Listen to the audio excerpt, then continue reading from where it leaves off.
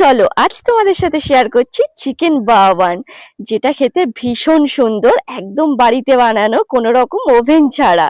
তো প্রথমেই উষুম গরম দুধের মধ্যে 2 চামচ চিনি আর সামান্য একটু লবণ দিয়ে 1 চামচ ইস্ট দিয়ে ঢাকা দিয়ে 2 মিনিটের জন্য রেখে দেব। তারপর এইদিকে একটা বাটিতে 2 কাপ ময়দা নিয়েছি, আর ওইদিকে ইস্টটা দেখো খুব সুন্দর ফুলে গিয়েছে। ওই দুধে মেশানো ইস্টটা দিয়ে অল্প অল্প করে দেবো আর ময়দাটা মেখে নেব। তারপর একটু সাদা তেল দিয়ে ভালো করে মেখে ওপর দিয়ে একটু সাদা তেল লাগিয়ে আধ ঘন্টার জন্য এটা রেস্টে রেখে দেবো। আর এইদিকে চিকেনের বাওয়ানের ভিতরে যে পুরটা থাকে চিকেনের, সেই পুরটাই রেডি করে নেব। প্রথমে উনুন জ্বালিয়ে পেঁয়াজ কুচি, টমেটো কুচি আর চিকেনের কিমা দিয়ে ভালো করে একটু ভেজে আদা রসুন বাটা দিয়ে লঙ্কা গুঁড়ো, হলুদ গুঁড়ো, জিরে গুঁড়ো আর লবণ দিয়ে ভালো করে একটু নাড়াচাড়া করে উপর দিয়ে একটু টক দই দিয়ে আরো একটু কষিয়ে আর লঙ্কা কুচি দিয়ে আর একটু নাড়াচাড়া করে নামিয়ে নেব। চিকেনের পুরো একদম রেডি।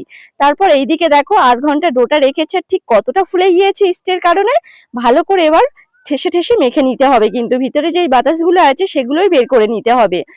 এখানে দেখো ভালো করে মেখে নিচ্ছি। আর মাখা হয়ে গেলে এইভাবে হাতে গোল গোল করে লেচি কেটে বাটির মতো শেপ দিয়ে ভিতরে পুর ভরে নিতে হবে। আর এইদিকে একটা থালাতে আমি একটু সাদা তেল লাগিয়ে একটু ময়দা দিয়ে জাস্ট ডাস্ট করে নিয়েছি।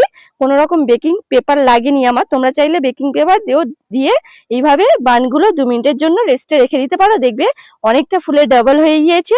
তারপর উপরে একটা সুন্দর কালার আসার জন্য ডিমের যে কুসুম হয় সেই কুসুমটা ভালো করে ফেটিয়ে উপর দিয়ে লাগিয়ে দেবো, আর একটু কালো জিরে দিয়ে দিয়েছি।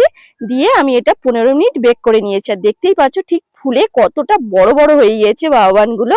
আর দারুণ সুন্দর হয় খেতে, যেমন সফট আর ভিতরে তো পুর ভরা, দারুণ লাগে। তোমরাও বাড়িতে ট্রাই করো, আর ভিডিওটা ভালো লাগলে একটা লাইক করে দিও।